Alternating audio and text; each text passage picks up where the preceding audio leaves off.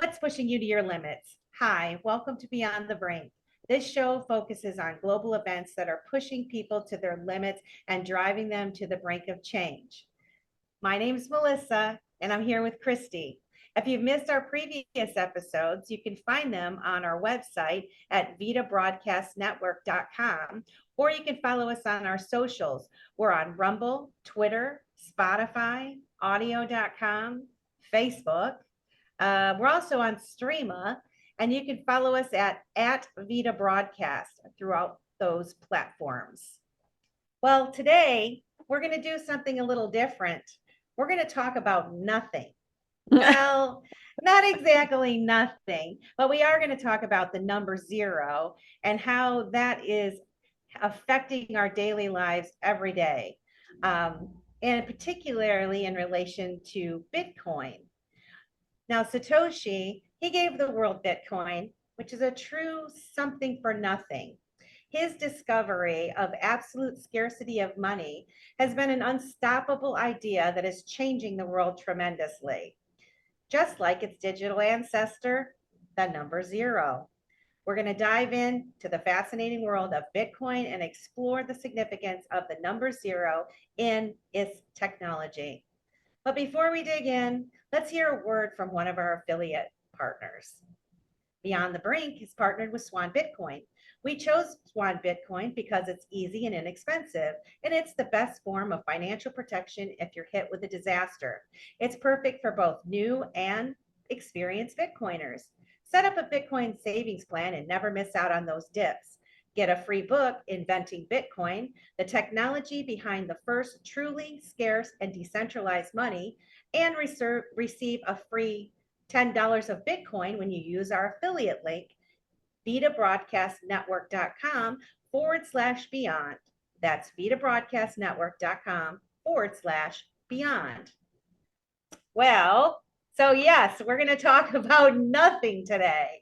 And I will say today's broadcast was inspired by the article, The Number Zero in Bitcoin by Robert Breedlove. Robert Breedlove. Oh, yeah. Yeah, he explores the history of the concept of zero and how it relates to the emergence of Bitcoin as a revolutionary technology. So first, we're going to give you a summary of Mr. Breedlove's article, and then, and it's some deep stuff, believe me. And then we decided to utilize Chat GPT to round out the discussion. We chose to ask that some questions, searched the internet to analyze some of the article's content and provide answers to the questions that we came up with from us reading the article. Because I mean, let's face it, Christy, this is something that it kind of at first was like way over my head. So yeah, let's dig in. I'm going to have you take it away with what you've discovered with this. You bet. We just need to let you know that Melissa's traveling right now. And as we were preparing for today's show, we had especially with her significant other, we had a tremendous nerd out conversation as she was driving about this topic. And we just so thank Ryan for putting in his 2 cents into this, because it was a great conversation and it was about nothing. Yes, nothing at all. Big fat zero. Nothing to see here. So let's begin today's show with a clip to kind of set up some context for today's content. So I'm going to share my screen here. And if all goes well, we're not going to have any technology hiccups. So here we go. And let me see if I can find that. And there we go.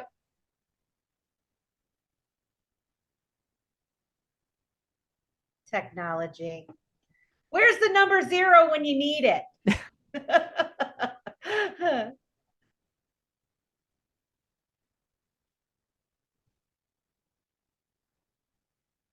You know, we when we were driving, we called one of Ryan's students, and he was just a wealth of information when it came to the number zero. And I started asking him all these questions, and I felt a little bit more not as educated as I thought I was when he started explaining the number zero to me, but he knew exactly what he was talking about. Now, So it was great. are you seeing this clip? I'm not. Oh, oh my goodness. Well, let's try to get that clip up there. We may be having some technical problems, and I'm trying to share it right now. I don't know if you see it. Do you see how old is zero? I do. Okay, I do. let's go with it. Can The you hear it? invention of zero, for me, Yes. is one of the most important moments in the history of mathematics. This is a moment where suddenly a very abstract idea, a symbol for the concept of nothing. I mean, why do you need to count nothing? But this really kick-started some extraordinary mathematics, things like the calculus. Even our digital age is dependent on things like ones and zeros. One of the most important things that zero gave rise to was the ability for the common person to be able to do mathematics. Before we had an idea of zero, calculations were done on an abacus. It was hard to record what was happening, and it meant that mathematics was in the power of the authorities, those who could do maths. Suddenly with zero, we were able to record what was happening, and it sort of democratized mathematics. Well, that is quite interesting, isn't it? It really is. Turn that off. Yes, that really resonated with me when I saw that clip. Yes, it does. Let me get back here. I can't quite see you. So are we back? Okay, we're back. So sorry about the technical issues. All right. So this article begins with the argument that Bitcoin represents a new form of abstraction and has the potential to revolutionize the world, both in the area of finance and economics. And we know that to be true. We've been studying this.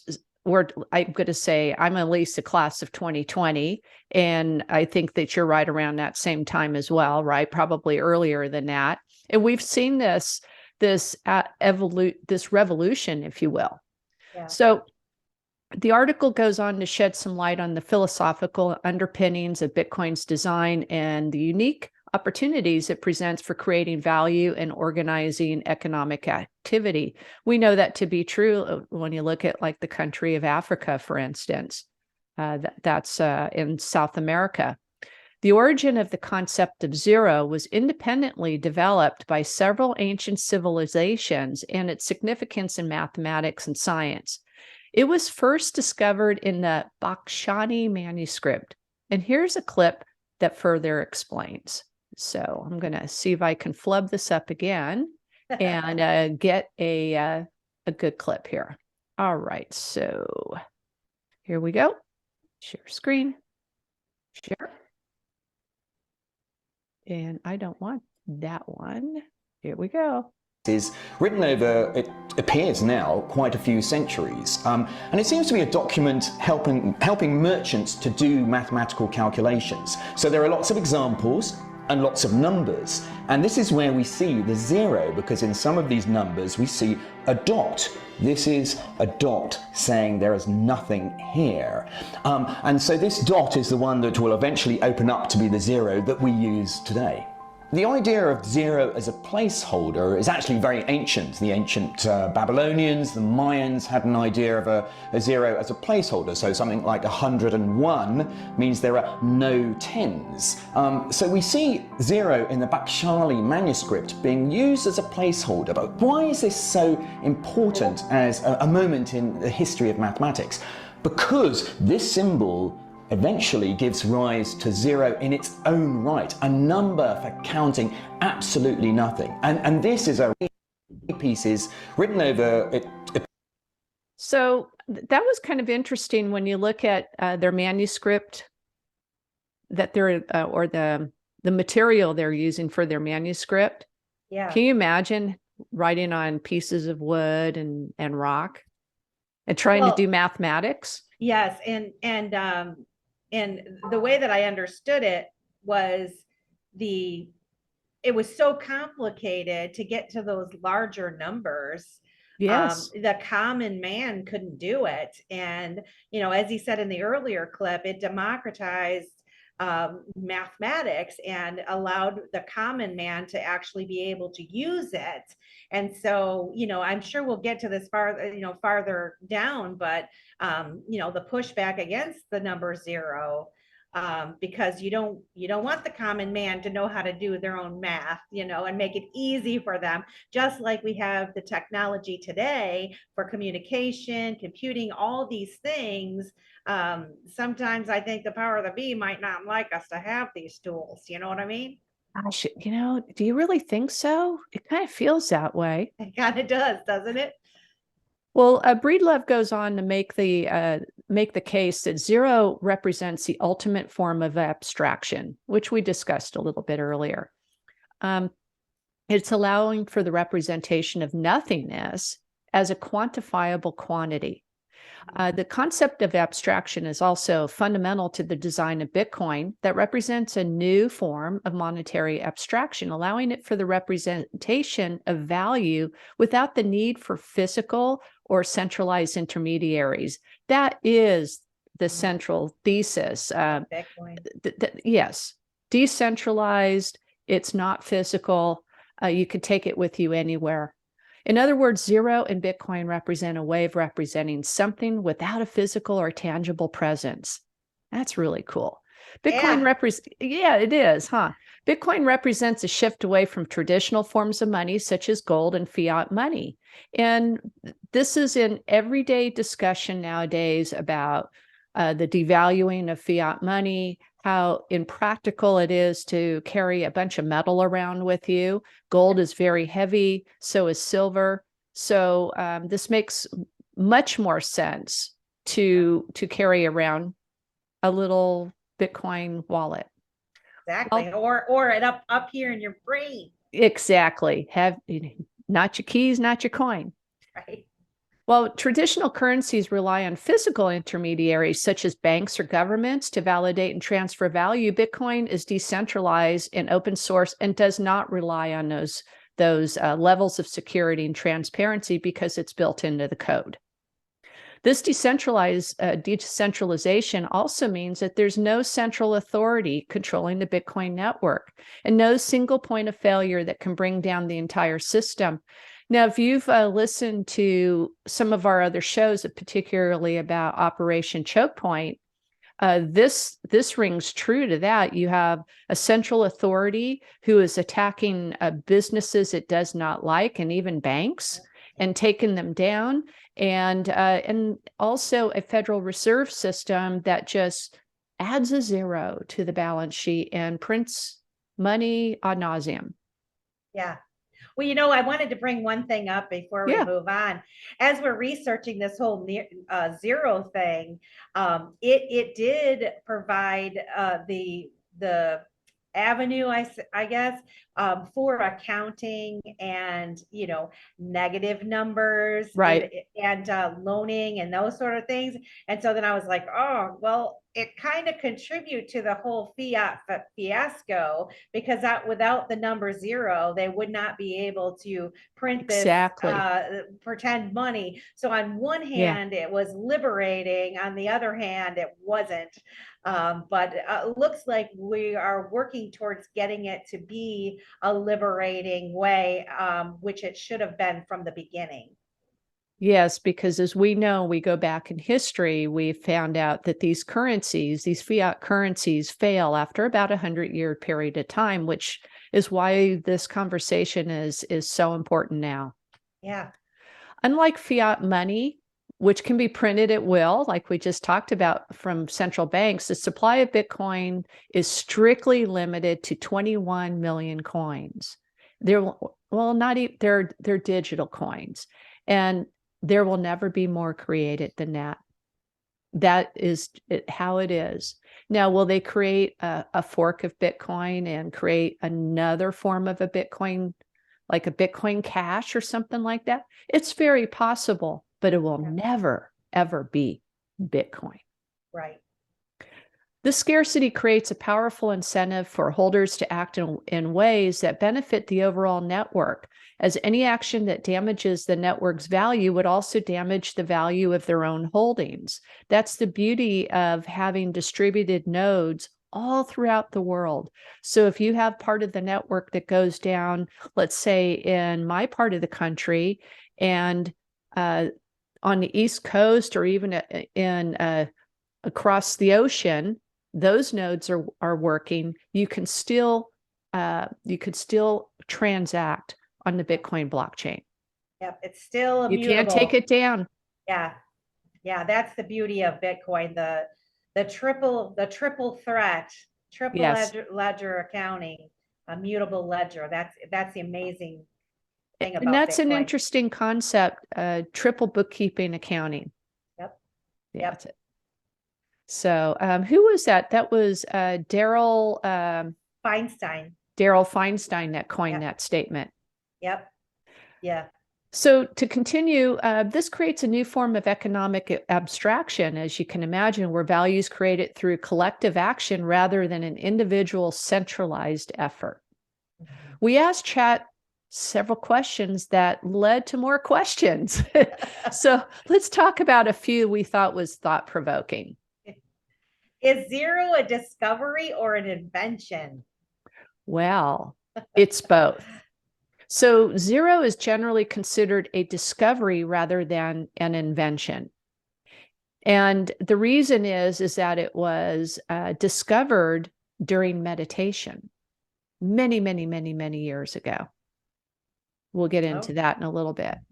The concept of zero as a placeholder and a number in its own right were discovered independently in various cultures throughout history, including the ancient Babylonians, the Mayans, and the Indians. The invention of the numeral system, including the use of zero as a symbol, was a human invention. Yep. So the discovery was created through being in an area of nothingness in their mind and allowing this to come about, which is just really cool in and of itself. Yeah. And then creating the symbol that is recognized by everybody. Yes. However, the concept of zero as a mathematical and philosophical concept representing the absence of quantity is seen as a fundamental discovery of human knowledge. Yes. And so once we started looking into that, we asked the question to Chat GPT, how zero has impacted engineering. For example, the aeronautical and the software and our internet engineering. You know, how did it make that work? Why was that such a significant impact? Well, it changed everything. If you didn't have zero, you probably wouldn't have those industries as well developed as they are now. Can you imagine the Wright brothers? What would have happened? They benefited from this discovery and this invention. The concept of zero has had a significant impact on various fields of engineering, as Melissa just alluded to, like aeronauticals, software and internet engineering. Its use as a reference point, default value, and in the binary number system has enabled the development of critical systems and technologies used in modern engineering. And those are just three that we named. They're used in all areas of engineering. So in aeronautical engineering, the concept of zero is essential in the design of aircraft and spacecraft. The use of zero as a reference point helps engineers to determine the position and velocity and acceleration of a moving object and its relativity to a fixed point, and such as the Earth's surface. I think that would be really important. Yeah. You know, think about Elon Musk and what is it, SpaceX, I think is his program. Yes. And how he has to have that technology to be able to reuse rockets and be able to come and land them at a pinpoint location. Right. Yeah. That's incredible stuff. I must say, like, you know, you're not going to look into this and just automatically like, oh yeah, have a eureka moment. Yeah, this totally makes sense to me. But by looking into this and realizing how something as what seemingly irrelevant to us on a day-to-day basis, we don't even think about the number zero, and then to realize what an impact it's had on our lives, so much so that it is irrelevant to us. We just take it for granted, really. So it's pretty cool. Here we were so excited about going to the moon, like, Yeah. in the 70s, right? And now we're revisiting the notion of going to the moon for different reasons so that it could be a launch pad to Mars. Yeah. Right? Incredible. And it wouldn't be possible without having this discovery, No. this discovery of nothing. You know, if I may dive into the Sure. second area, the software engineering. So you and I would not be talking That's right right. now, and Yep. none of our audience would see us at all if it wasn't for the number 0. And I believe it's the binary code, you know, that's kind of encoded into everything that we do when it comes to technology. And so the use of the number 0 in computer programming and software engineering is ubiquitous. And so, for instance, the programming languages like C++ and Java and Python, the 0 is used as a default value for the uninitialized variables. And so it is also used for in data structures like lists and arrays. 0 is often used as the index for the first element. The binary number system, which is fundamental to computer systems, it relies heavily on the concept of 0. And so if 0 didn't exist, we would not have computers, we would not have telephones, we would not have TVs, none of this stuff. Oh, absolutely. And it just blows my mind. It's still hard for me to kind of wrap my mind around the fact that, you know, how a number is so important, but it totally is. So super cool. Well, as you were talking about the binary number system, you fast forward that into internet engineering. So if you didn't have software engineering, you wouldn't have internet in engineering, and specifically the internet protocol. So your IP address is a unique combination of zeros and ones, and each 0 and 1 is plotted along a segment of bits and bytes. Okay. And if I remember my network engineering that I dabbled in, you have 64 of them. And so you each segment, so if you go from 1 to 2 all the way up to 64, you get so many different combinations of numbers and a unique address. So where you're broadcasting from right now is completely unique to you as to where I'm broadcasting from now. It also makes VPNs very helpful because those are unique IP addresses as well. Yeah. Kind of cool. Super cool. Super cool. So what's the next in a nerdy question? way. Yeah, well, we love this nerdy stuff. So would it be accurate to say that Bitcoin was not possible without mathematical evolution and the discovery of 0? Oh, most definitely, because Yes. Bitcoin is code. I mean, that's Yeah. almost like a no-brainer. There's been nothing else that was developed that can come close to developing Bitcoin without the number of 0. No. I mean, No. with Bitcoin, the development came from other technologies that were built on top of each other, like the SHA-256 hashing algorithm, Yeah. and the development of the binary number system and GPS, all of these things that came together to create Bitcoin. And these were all technologies that we were using early on in, well, at least when it was released to the public, internet technology, but it had been used much earlier by universities and so forth, and professors running labs, and they were able to communicate with each other on these, I think it was called MillNet at the time. Oh, yeah, I think you're right. Mm-hmm. So pretty cool. Yeah, they always kind of start using this technology in the education space before the general public gets to it. Yeah, and well, so the military and then the educational institutions. Then you have to wonder about what technologies, you know, that they're working on now that is not near being released to the public.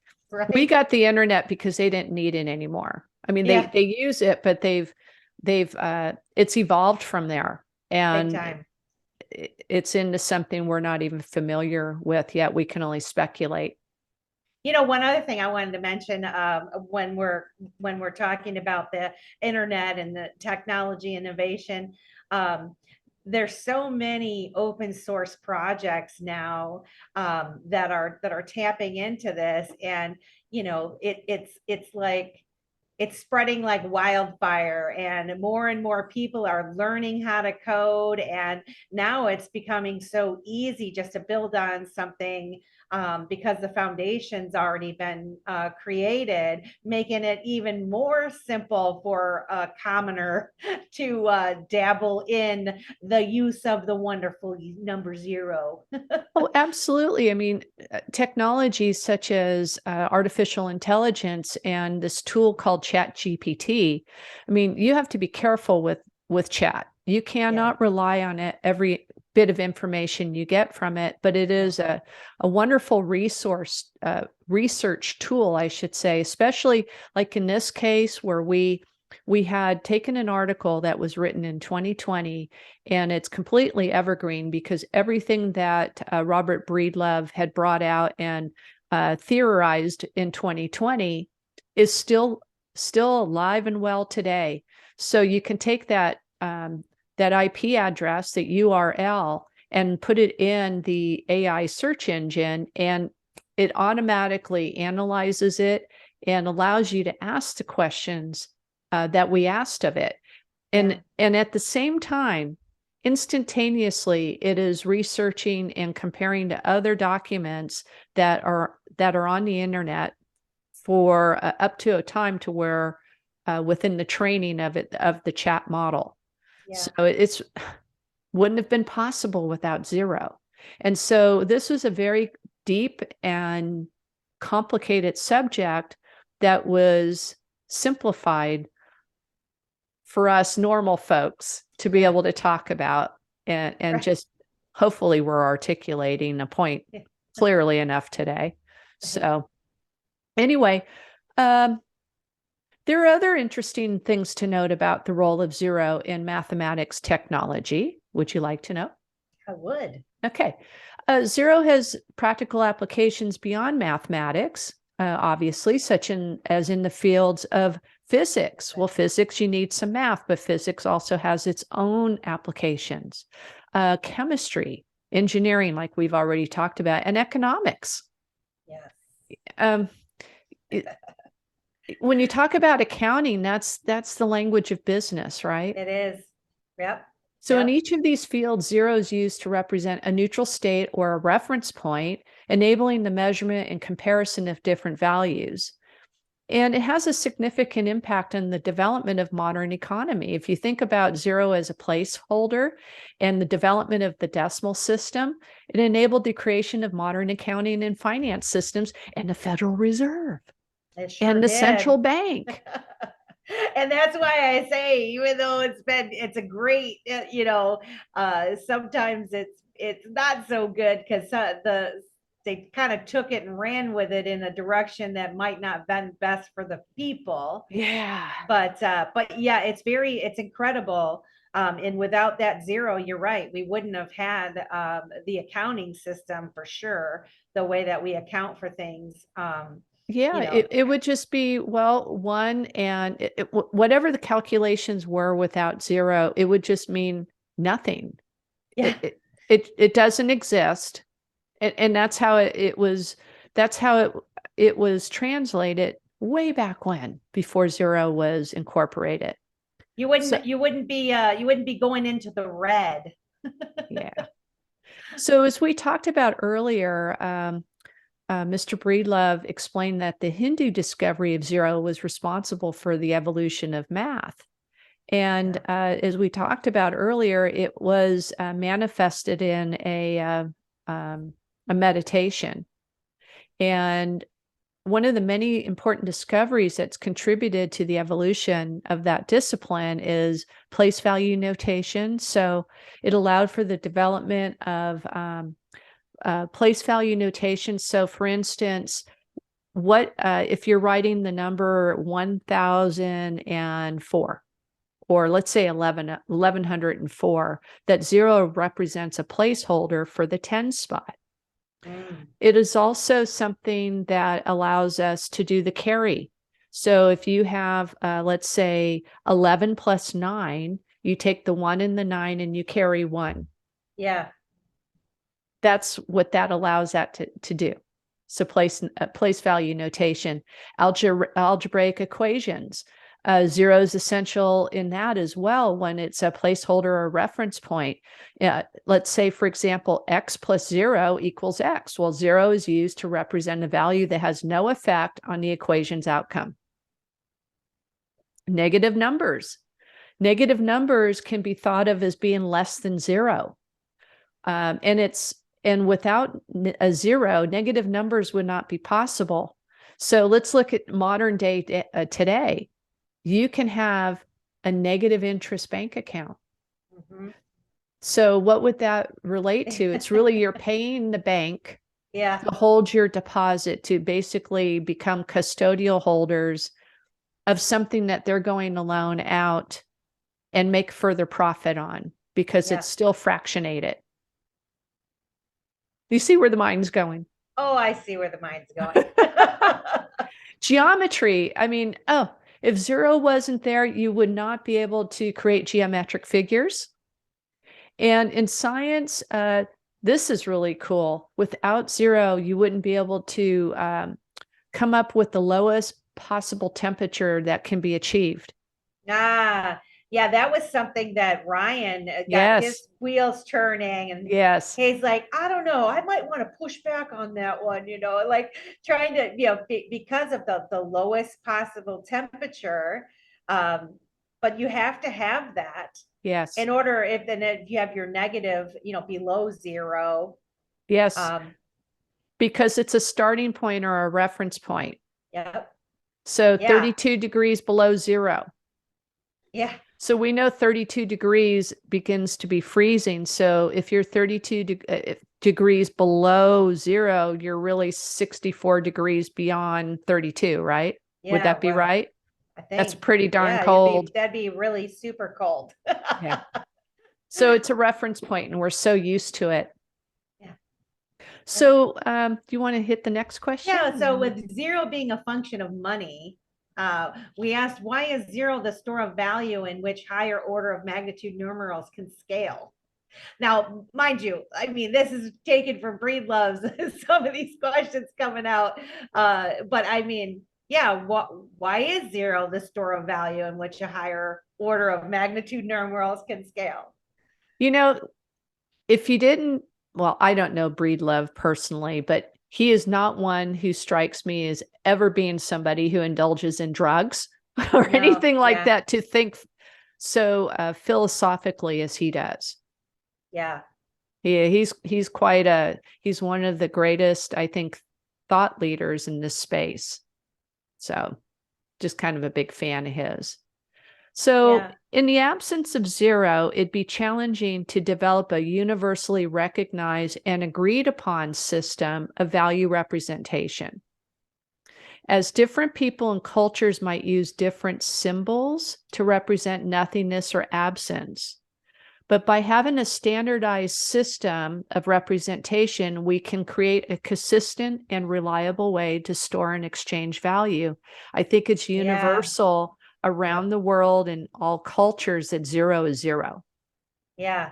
I think initially they were kind of battling over that, of changing it. But once they had that, look at the possibilities and opportunities that it opened up when they did have that standard number 0 and the representation of nothing, or the starting point, holding point. Well, if I can maybe explain a visual. Let's take a 0 is kind of like an oblong oval, okay? Standing the tallest or longest points from top to bottom. If you turn it on its side and you put 2 of them together, what's in the middle is what 0 really represents. And when you get to be the highest points, it would be maybe equate it to 9. So when you're looking at the number system, it's 0, 1, 2, 3, 4, 5, 6, 7, 8, 9. And then it starts again at 0, 1, 2, 3, 4, with 0 being the next placeholder, like at 10 or at 100 or at 1,000. It's the same way on the left-hand side with that center point where the two zeros Yes. come together. Yeah, that makes sense. So it's kind of cool. Yeah. I should have put up a visual, but I didn't. I'm just with my screen sharing skills. Anyway. We're learning, guys. Give us a break. So 0 enables the concept of debt and credit. Yep. So very important. And it also enables the creation of a reliable and consistent store of value over time. So it can also be used to measure the value of goods and service and transfer it across time and space, creating a stable and reliable store of wealth. You know, one of the next questions that we asked, we wanted it to elaborate on one of the quotes that was within the paper, is by going below 0 and conceptualizing negative numbers, many new and unusual yet extremely useful mathematical constructs come into being, including imaginary numbers and complex numbers, fractals, and advanced astrophysical equations. In the same way, the economic medium of exchange, money leads to the acceleration of trade and innovation. So too does the mathematical medium of exchange. 0 led to enhanced informational exchange and its associated development of civilizational advances. Well, I'm going to pat myself on the back because I just talked about that before we got to that. But I mean, it is the fact of having the number 0 and having that be a standard did open that up to informational exchange, just like we're talking about now, where we have the ISO 2022 standards, right? Of going, this is kind of a similar concept in that you have a way of communicating and everyone is agreeing upon the way that they're going to account for something, and just how that opened it up. Yeah. It's, we're going to be getting to the next one here where it involves the church. And this is by no means to be offensive to anybody, any believer, but this is history. Yes. And we're not here to defraud history. This is history, and it just is the way it is. So without any disrespect, we're just going to report what we've learned. Yeah. So it talks about here, what does the power of the church falls to 0 mean? So what does the power of the church falls to 0 mean? It took me a few minutes to read that a few times to really get it. Yeah. So the power of the church falls to 0 expresses the transformation power, or transformative power, I should say, of 0 as a symbol and concept, and its role in challenging traditional sources of authority and knowledge. It also suggests that 0 as a symbol of intellectual and cultural change played a key role in the rise of modern science and the decline of the church's power. It was very threatening to the church. And over time, there was, because of the Hindu religion and the Christian religion, Roman Catholic. There you go. Yes. So they were just locking horns, if you will, about not willing to accept that until there were countries that actually did start accepting it and using it. There would be countries that were Christian countries that did use it, and it eventually it got accepted in the church. In medieval Europe, the church held tremendous power and influence over all the people's lives, including their beliefs and values and knowledge. And they controlled the access to the education and learning. Yeah, and they did. Their scholars and theologians, they were considered to be the ultimate authorities on all matters of science, philosophy, theology. However, with the emergence of zero as a mathematical concept, that new form of knowledge and inquiry was introduced, and it challenged their monopoly on the knowledge of the people, and they did not like it one single bit. It just goes to So- show, I mean, the monopoly concept, it's just, I think, indoctrinated in the human DNA, if you will, because we're still dealing with that today in other forms of monopolies. So it's power and the fear of losing it. Yeah. Yeah. Very interesting. Yeah. Well, Christianity initially refused to accept zero. Yeah. And because they said it was linked, they had this primal fear of what they called the void. Yes. And it was connected to the nothingness, what they called the nothingness. And chaos made it fearful concept in the eyes of most Christians at the time. And really the church pushed that. I mean, they wanted the folks to be fearful of the nothingness. So Yeah. I think you found a clip that explained why the church didn't like zero, didn't you? I was just going to go ahead and share my screen and press play. So why don't we go ahead and do that? Deeper reason humans rejected zero. They were very mystical people and thought that math, the universe, and God were all intertwined. Numbers represented concepts like earth, fire, and water, justice, reason, and family. Zero was associated with non-existence, oblivion, and the denial of God. According to the Aristotelian doctrine, there was no void, and to contemplate zero was to question the existence of God. This doctrine dominated the West, and zero was forbidden for over 1,500 years. Isn't that incredible? 1,500 years. Yes. Wow. Yeah. I mean, that is, you don't want to lose hold of your people, right? And so we're just going to squash that. Imagine what could have been done in 1,500 years. Yeah. Look at where we're at now. Imagine where we would be if they hadn't stifled that. I can only imagine. Yeah. Yeah. And every turning has their own, I can imagine. I just can't imagine, right? Yeah. Well, I noticed that it's only through the work of the medieval Islamic mathematicians that developed the concept of zero and introduced it to Europe that the church eventually came to accept it. Right.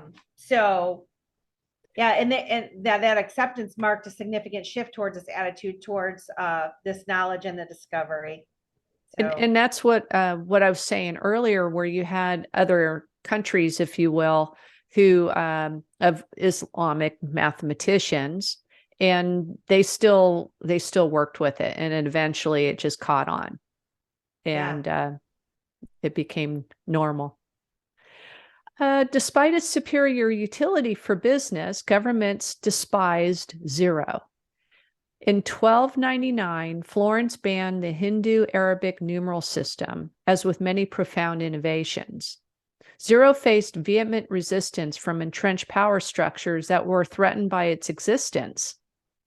So we asked why, and I had a clip on this, but I'm not going to be able to run it for you, but I am going to tell you the answer right here in just a moment. So in the case of Florence, perhaps no, I don't have it.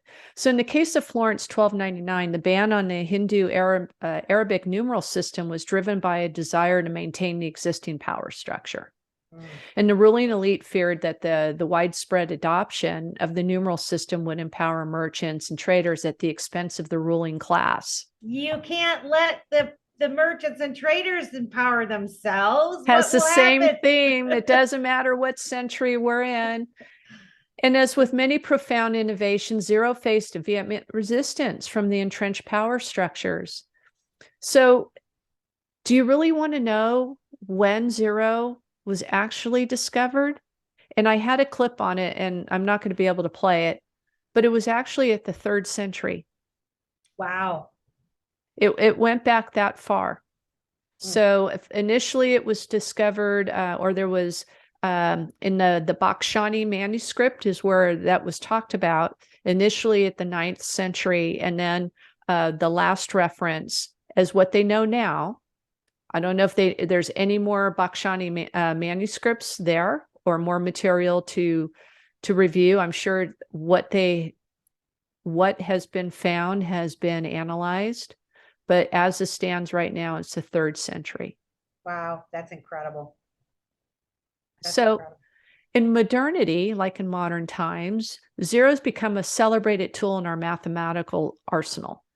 As the binary numeral system now forms the foundation of modern computer programming, zero was essential to the development of digital tools like the personal computer, the internet, and Bitcoin. So why? Yeah. Well, it's widely accepted in the fields of mathematics and computer science that zero is a fundamental and essential tool for the modern technology. And the binary numeral system, which uses only zeros and ones, which that's something I didn't know, to represent numbers, they form the basis of the modern computer programming. And without zero, it wouldn't be possible to represent and manipulate the binary numbers that underlie all of our digital computing. So like we said, we wouldn't even be on this live right now. So zero is critical for digital tools like the personal computer, the internet, and Bitcoin. Yes. And so these technologies rely on the complex mathematical algorithms and equations, and many of them use zero as the key component. Yeah. So what does Bitcoin do as far as the zeros? They use that as a verifying. They verify and secure the transactions, don't they? Well, you have a unique address, a wallet address that has zeros in it. It's also part of the code that was used to develop Bitcoin. Yeah. Oh, and yeah, they use it to verify and secure the transactions for the cryptographic hashing. Yes, for That's the hashing. what I was thinking. That's the SHA-256 hashing protocol. So there's a couple other questions that we have about 10 minutes that we can cover a little bit more. So we can get into, let's see, we talked about that, where we talked about how was zero discovered. And even in that video that I didn't get to play that clip, the notes that we had here said it was developed by Indian mathematicians around the 5th century, but the video that the clip that we had based on the Bakhshali manuscript says the 3rd century. So there you go. Which is just it's just incredible. Like I wanted to have some candid chat, unless you had something specific that you wanted to address or share. Well, there's this last one here that we didn't include, but perhaps we could at this point. Okay. And it says both zero and Bitcoin are emblematic of the void, a realm of pure potentiality from which all things spring forth into being, the nothingness from which everything effervesces and into which all possibility finally collapses. Zero and Bitcoin are unstoppable ideas gifted to mankind, gestures made in the spirit of something for nothing. In a world run by central banks with zero accountability, a cabal that uses the specious profits of infinite cash to promise us everything, thereby raising the specter of hyperinflation. Nothingness may prove to be the greatest gift we could ever receive. And so there was a question asked to elaborate on that statement, because that was a mouthful. And it came back, it says the idea behind this statement is that both zero and Bitcoin represent a fundamental shift away from the traditional centralized control structures of society, the power structure.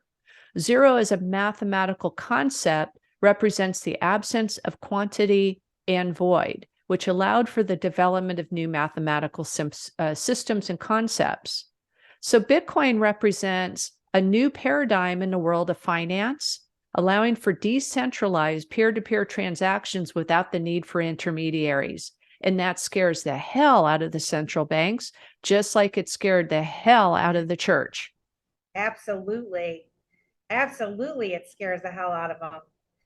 They don't want you to be sovereign or educated unless you're educated with what they want you to know. Exactly. Bottom line, that's what it is. It goes on to say both Zero and Bitcoin offer the potential for pure potentiality and possibility, which is in stark contrast to the world run by central banks with zero accountability. These institutions use the promise of infinite cash to create the illusion of prosperity, leading to the potential for hyperinflation and economic instability. That is a huge statement because look at all the homelessness that's in the world today. It is not because people can't find homes. It has everything to do with the fiat dollar being hyperinflated. Yep.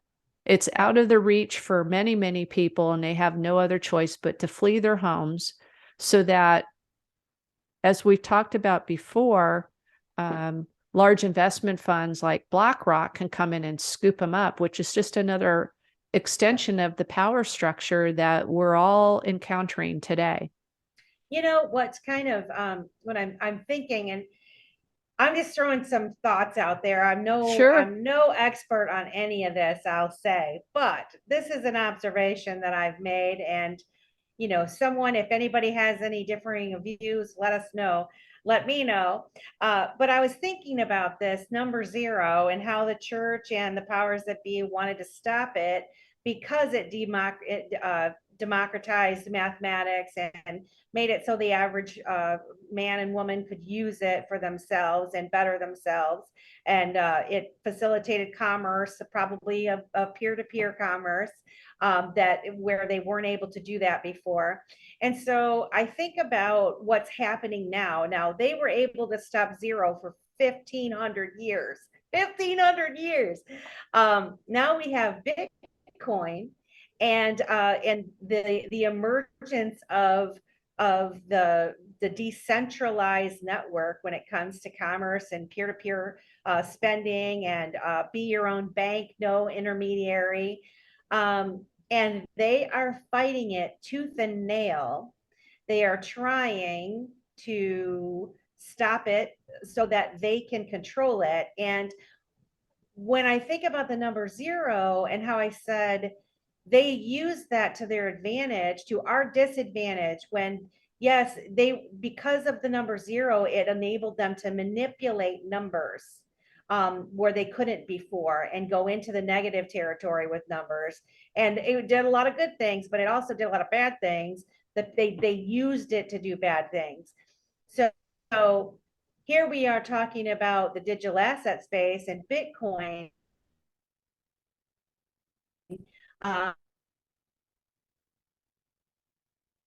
And them trying to stop them. And so it's kind of like a race. They're trying to stifle innovation on the decentralized side so that they can get in time with controlling it like they did the number zero. And I think we're so far ahead that they're not going to be able to do that. So I mean, am I way out of line here? But no, I not at all. All I would say is that with the discovery of zero, we no longer have to wait 1,500 years because everything has been accelerated. So yeah, this horrible thing is going on, and the people are waking up to it, and they're moving to this new discovery called Bitcoin. Not so new discovery, but it's taken 14 years before finally. Even the central banks are investing in Bitcoin. Let's put it this way. Warren Buffett invests in Bitcoin through the banks that he buys. BlackRock. Yes, they all have Bitcoin. So it's here to stay, and the big boys are buying it. and they want to get ahead on it before us little ones get the scraps. But it's here, and it's not going to be 1,500 years. People are wising up, and they've done so in 14 years. That's incredible. That's an incredible, rapid pace. It really is. And so if I can implore anyone that's listening to this show, look into these things for yourself. I mean, it seems like it'd be kind of boring to look into the topic of, let's talk about nothing. Let's talk about zero.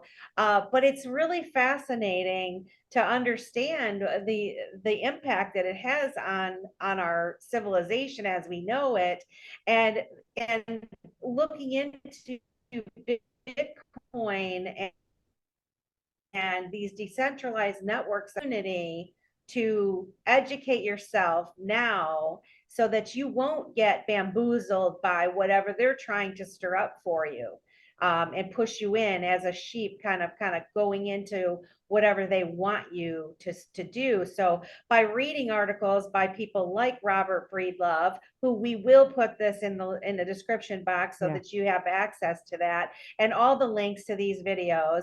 But and he has 2 videos too. So not only the article, he has the one video where he reads it. So if you don't want to read it, you can listen to him reading it. It's about an hour and 45 minutes. And then the second video, he goes into his explanation of the points that was made in the article. It's pretty good. It's about 3 hours worth of content. Yeah. And you can listen to it on a faster speed if an hour is too long. That's what I did. I mean, I find myself, I'm starting to listen to things on faster speed now, but yeah, there's just so much information in this space. And Robert Breedlove definitely is one that can, he's got a whole series. In fact, if you're interested in learning about Bitcoin, he's got a great series on Bitcoin. It's called What is Money? Thank you.